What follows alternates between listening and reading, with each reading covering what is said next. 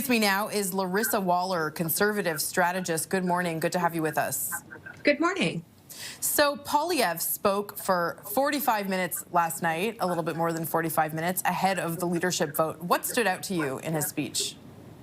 You know, what stood out to me is it's sort of the same message he's been carrying a lot of the time, and really from before he was leader.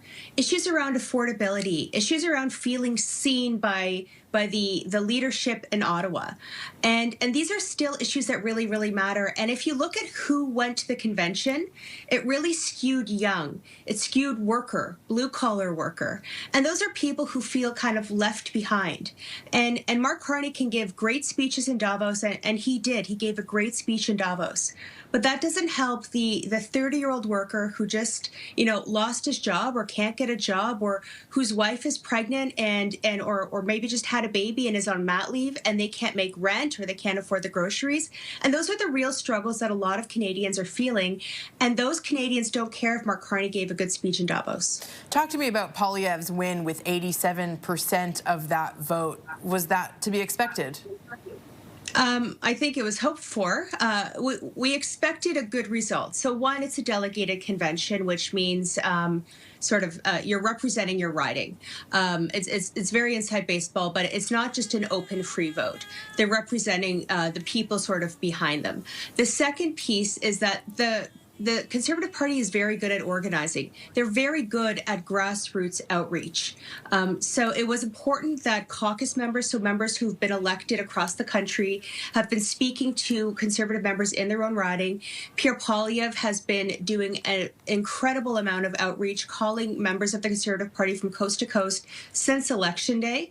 So it's a welcome result. It's sort of like, can we now put this to bed and move on? And should there be turmoil in the future, he's got this number behind him that really does give him the mandate to carry on and take Conservatives into the next election. So as this convention is taking place in Alberta, Laryssa, the separatist movement there is getting international headlines. Talk to me about how Poilievre went about this in addressing it in his speech.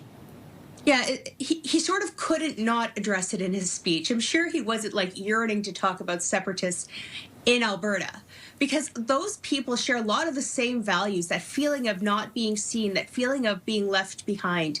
And in Ottawa and in Ontario, we often think of separatists as Quebecers. And that's sort of been traditionally the people who we've always kind of worried about and thought about. And we had the referendum in 1990 and everybody was so scared that Quebec would separate. Alberta has long felt left behind. And Pierre was right to bring it up, but he has to take the position of unity while saying, we see you, we hear you, but let's fix our problems in the tent instead of leaving the tent. Now, before we let you go, Laryssa, I want to get your take on another story we're following, the PC Conservative Convention. Media were originally banned. Now they're going to get a bit of access. What are your thoughts on how this all played out? So I'm going to just be really honest. When I heard the media was banned, I thought, no big deal. These conventions are pretty boring. And the reason I thought media weren't invited in is because convention delegates who get up to the microphone and speak are often much more honest with their opinions if there isn't a camera in their face. And so that's where I thought it was coming from. I think maybe they saw value in the Premier's speech being, accessible to everybody. And that's probably why they brought media back in. But by and large, these conventions are a lot of policy discussions. They're a lot of very kind of organized, formulaic proceedings that aren't really interesting. And I just thought when the media wasn't invited in, I thought, okay, well, maybe people will feel a little more free to speak. Okay, we will leave it at that. Conservative strategist Laryssa Waler, thank you so much. Thanks for having me.